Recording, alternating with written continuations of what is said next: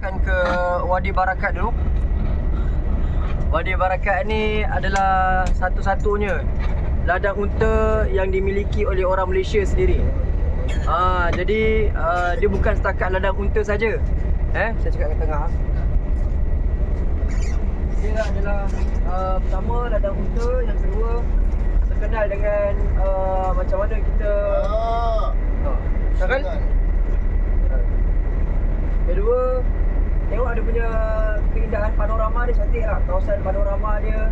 Kemudian yang ketiganya, macam siapa yang teringin makan roti canai dan rindu roti canai kan, makanan-makanan Melayu semua ada kat sana, sebab yang masak adalah orang Kedah. Jadi kita rasa air tangan orang kita.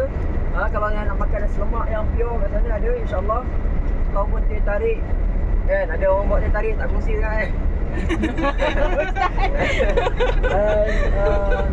kat mana nanti boleh masuk cuma tuan-tuan, masuk dekat Wadi Barakat semua. Kalau tuan-tuan nak tengok dekat Facebook ataupun nak search, boleh survey dulu apa yang ada kat sana dan sebagainya. Sebab biasa jemaah selepas seminggu ataupun dalam seminggu di Mekah, mereka perlukan satu jalan-jalan yang santai lah kan. Jadi ini antara salah satu ziarah tambahan kita. Dan ziarah tambahan ni saya cuma deal dengan driver bas saja untuk ajar-ajar, sebab kita tak termasuk dalam package. Sebab tu ada tambahan kurang dalam SR 40 lah, Saudi Riyal 40. Untuk kita pergi pertama, kita akan pergi ke Wadi Barakat. Dan juga dekat Wadi Barakat tu dekat dengan Masjid Hudaibiyah. Yang kedua, yang seterusnya, yang ketiga, kita akan pergi dekat Matahaf. Matahaf ni, kalau tuan-tuan tengok bagaimana cara kehidupan dulu orang pergi ke Mekah, dan juga kawasan-kawasan macam mana menunaikan umrah sebelum adanya zaman kemodenan ni. Maksudnya orang yang dorong orang tu bawa sampai 2 orang tawaf. Nanti tengok macam mana dengan pedang pedang Arab macam mana kan, ada pakaian-pakaian budaya Arab Saudi. Jadi nanti sama-sama kita tengok dan juga kita enjoy lah, jangan terlalu stres. InsyaAllah lepas kita akan cekkan balik ibadat kita. Okay Kita buat umrah hari ni. Esok umrah Tanaim. Ada nak siap umrah kan? Umrah juga. Kalau nak umrah hari ni, kita boleh miqat ke Masjid Hudaibiyah. Untuk satu lagi tuan-tuan, bagi sesiapa yang nak buat umrah,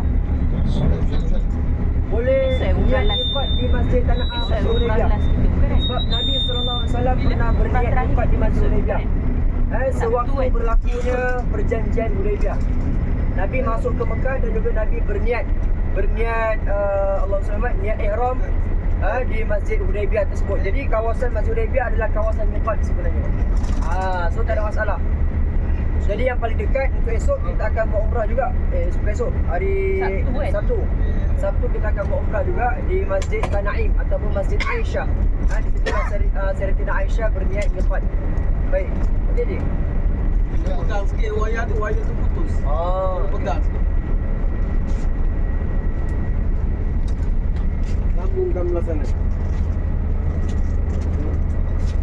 Sambung wayar belah sana. Nanti kita pegang wayar. Wire, kiss me that, wire.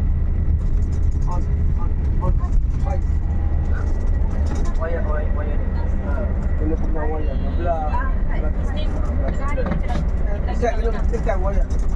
Ni, wayar ni ke? Wayar hitam tu. Wayar hitam tu. Ini tekan. Bismillah. Okey. Sekali lagi, pertama kita akan ke Wadi Barakat, Hajajah.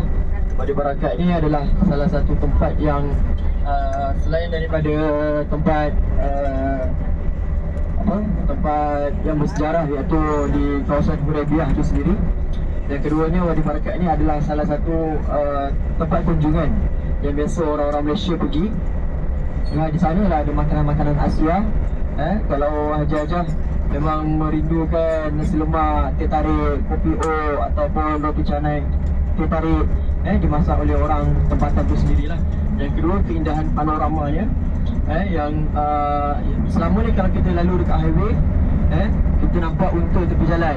Tapi kali ni unta tu kita boleh naik sendiri, kita boleh bagi makan sendiri, kita boleh usap kepalanya sendiri, kita boleh cium dahi dia sendiri. Jadi insya-Allah kita ada kebebasan untuk pegang dan sebagainya. Dan unta ni insya-Allah unta yang tak liar lah. Bukan unta pada pasir yang liar. Yang ni unta ni insya-Allah jinak. Dan seterusnya dekat dengan Allahumma salli ala Muhammad, Wadi Barakat. Dekat dengan Wadi Barakat kita akan أول masuk متحف أول متحف أول متحف طريق متحف ada ila madhaf awalan. أول متحف Okey. Okey, baik Ajaja. Pertama kita akan ke madhaf dulu lah. Sebab Wadi Barakat di atas lagi. Dia akan ke madhaf dulu. Madhaf ni maftuh aja. مفتوح Okey. متحف عمودي Madhaf Amudi, namanya Madhaf Amudi adalah pertama kita akan melihat bagaimana sejarah orang-orang atuk nenek kita. Mungkin ada yang sempat merasai pergi Mekah haji dengan kapal. Ada yang sempat pergi haji waktu tu didorong dengan orang angkat dia, orang kendom dia, kan? Lepas tu ada yang melihat bagaimana cara pemakaian Arab tradisional yang dahulu. Kalau macam kita baju batik, baju kebaya dan sebagainya kan. Kalau macam diorang pun ada juga baju-baju dan juga ada kulit-kulit ataupun perut-perut lembu atau perut-perut unta, kambing dan sebagainya dijadikan bahan untuk survival hidup mereka. Jadi nanti kita akan tengok insya-Allah. Dan kemudian seterusnya bagi haji-haji yang ingin menunaikan umrah, maksudnya esok dia dah tak payahlah buat umrah dah. Hari apa, Tanah Ain tu dia dah tak payah. Kalau nak buat juga alhamdulillah boleh. Boleh niat miqat. Kita akan lalu juga di Masjid Hudaibiyah. Masjid Hudaibiyah kita akan siapa yang berniat untuk melakukan ibadah umrah, kita boleh buat berniat miqat di Masjid Hudaibiyah. Di Masjid Hudaibiyah kita akan niat. Dan bagi sesiapa lah, bagi sesiapa yang nak buat umrah. Jadi di situ tempat Nabi SAW berlakunya perjanjian Hudaibiyah. Nanti kita akan ceritakan perjalanan-perjalanan perjanjian Hudaibiyah bila mana kita sampai ke sana nanti insya-Allah. Jadi tuan-tuan, haji-haji, jangan stres-stres, siapa-siapa aja.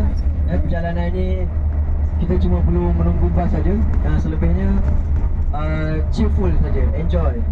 Sebab kita tahu kepenatan, ada penat laksanakan ibadah umrah. Kemudian haji-haji pun nak rasa apa yang tiada dalam jadual kan.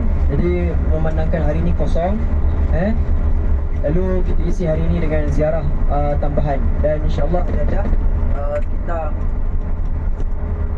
insya-Allah خلاص alhamdulillah maut qadamat. Jadi insya-Allah دعوات sambung wayang. Bismillahirrahmanirrahim. Jadi insya-Allah haji-haji saya akan ke haji-haji untuk kutip SR 40 untuk مشكلة كلم قولي مشكلة سوي polis. تصوير Mamnu ya baba, mamnu. Taswir. Polis.